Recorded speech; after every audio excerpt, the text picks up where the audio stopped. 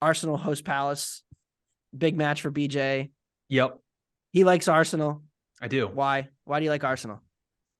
Oh, I feel very similar about this one to I felt about the Arsenal and Fulham match, where, Crystal Palace has been this very similar defense to Fulham, where they play this low block and they're just not effective in playing it whatsoever. And Arsenal, that was a horrible spot for them going into Sunday, coming off the match, traveling to Portugal, having to play Sporting, coming back, playing a Fulham team at home, and they blitzed them right away. Scored 3 goals in the first half. Was a very, very dominant performance. Now they're hosting Sporting on Thursday. We're obviously recording that before this match. Arsenal's probably going to win that 4-0. And Arsenal has just been awesome against the bottom half of the table. Like, Gabriel Jesus is coming back, so they're getting the best striker back. Arsenal against the bottom half of the table has a plus 12.8 expected goal differential. At home, they're a plus 1.23 expected goal differential per 90 minutes. And Palace, yes, they got Zaha back, but they have no attackers outside of him. We're obviously recording this during the Palace-Brighton match.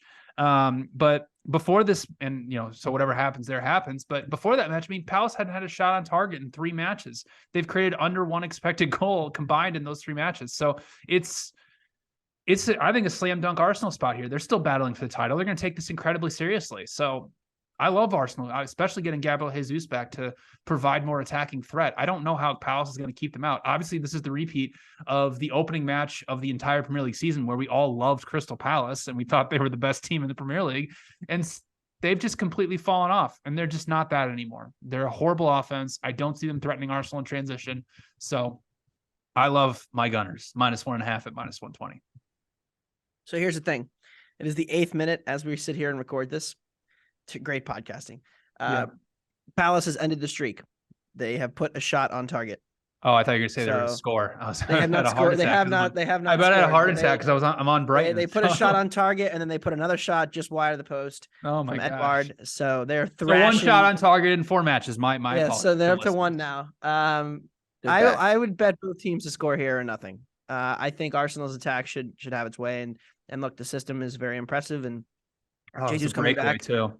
Jesus. You probably should have scored. Jesus definitely improves the attack, although I don't know how many minutes we'll get out of him in this match. But I think you're getting the absolute floor on the Palace attack. Everybody's talking about the whole thing. Everybody I know who watches soccer has told me in the last 3 days that, hey, did you see that Palace haven't had a shot on goal in the last 4 games? It's insane. It's terrible. Don't get me wrong, but the market has kind of gone a little far here. And let me talk about the Palace schedule, because it is insane. They have now played, after today, they'll have played Brighton. So after Wednesday, they'll play Arsenal.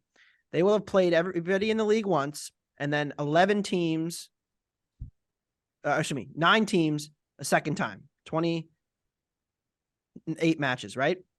Mm-hmm. Of the 9 teams they've played, all of them rank in the top 11 of my power ratings. They have played City twice, Arsenal, Newcastle, Liverpool, Brighton, Brentford, West Ham, Villa, who's 11th, barely. And that's insane when you think about the talent that they've faced. They've also faced United twice and Chelsea twice. And Liverpool twice. So everybody in the league that's good, they've played twice. They have not played any of the dregs of the league a second time yet.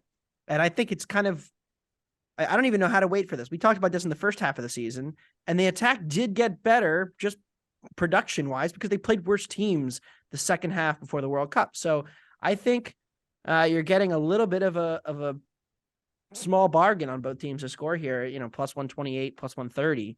And I will probably end up playing that, but I do want to, get some more data on Brighton and see how that match plays out before I bet it. But yeah, I think I'll be doing that. I do think Arsenal wins though.